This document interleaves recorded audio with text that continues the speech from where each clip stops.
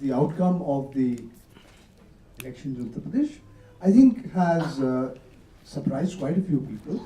I dare say even the Bharatiya Janata Party and Narendra Modi.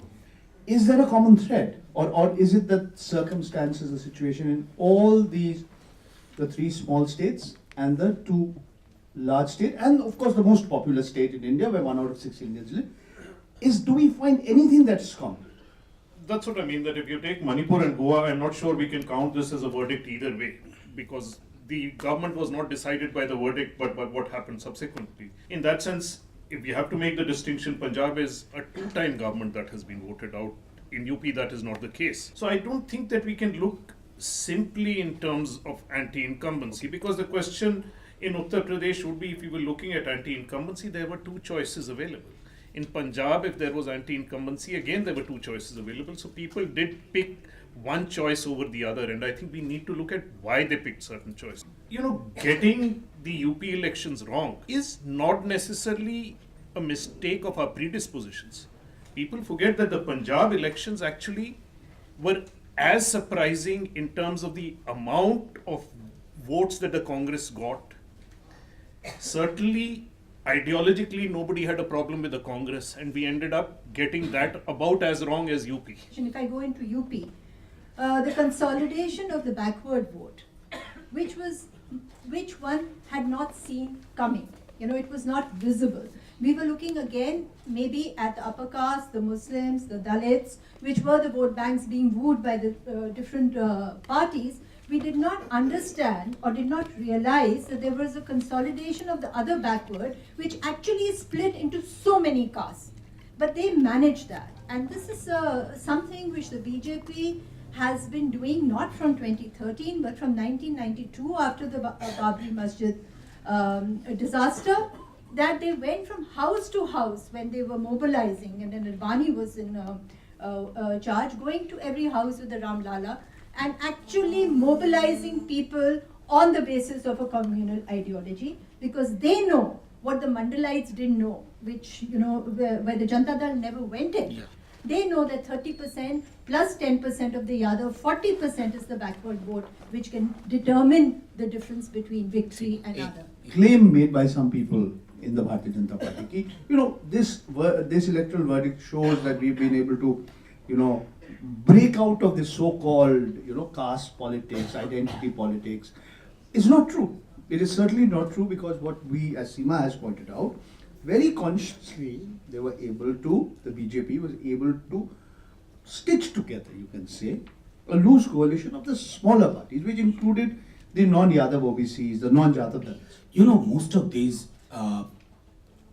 backward class parties, which we call Lalu Mulayam in northern India, in 1990s they were not single caste parties. It was a rainbow coalition of backward castes, even including ABCs.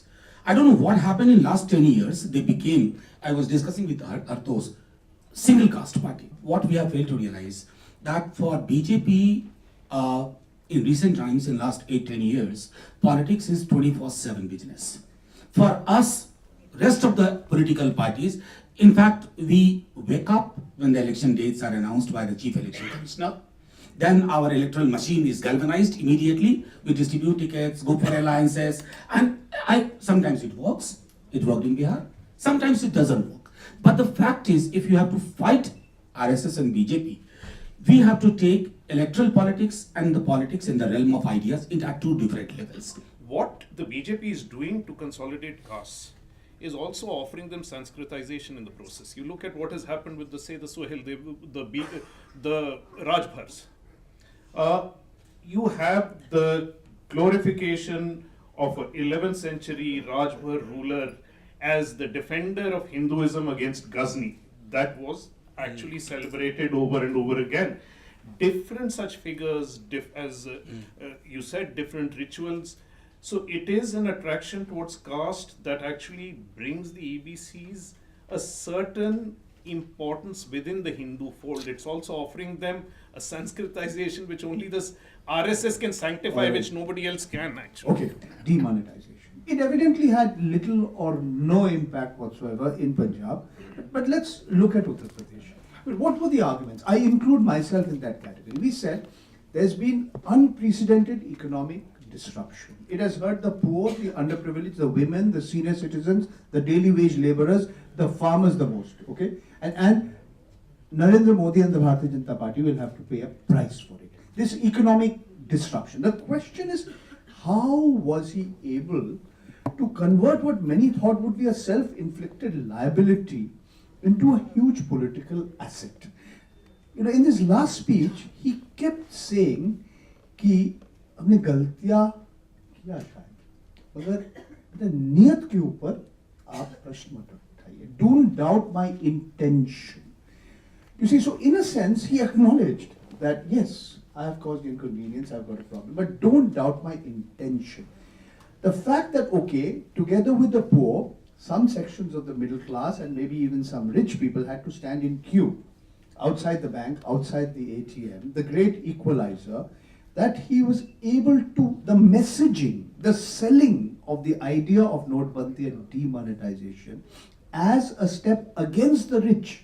I think the BJP really went to work on this to a great extent with a bouquet of promises. It didn't do it in one way. There was, of course, this argument that you've hit the rich. Modi has hit the rich and give him a chance because it's a hit. You think that you're suffering, but of course, you know, the argument that we've heard here. But there was nationalism through surgical strikes. There was communalism, that the property of the Muslims will become yours if you stay with us. The whole thing of a Hindu nation, the whole thing of development and vikas, and the people slowly this thing subsided. So when we went into the villages, they would say, yes, we are hit, but who are you voting for? We are voting for Modi. The fact is, 51% of the popular vote in UP went against Modi. Now, were these people affected by demonetization? The poorest of the poor are people who voted for Mayawati. Muslims voted for SP in terms of the demographics. These are the poorest of the poor in the state. They certainly did not vote for Modi.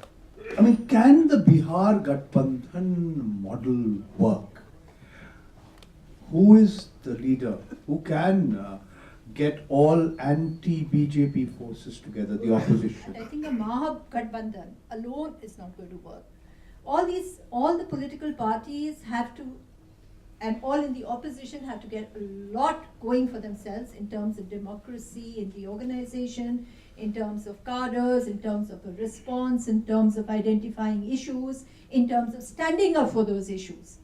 And realizing that there is a complete shift, and it's a shift to a younger whole. And how they're going to bring that shift in and how they're going to strategize that is really where the answers are going to come from. There is a majoritarian vote that is extremely dangerous, and I think we have no choice but to look at that danger, face it in the eye.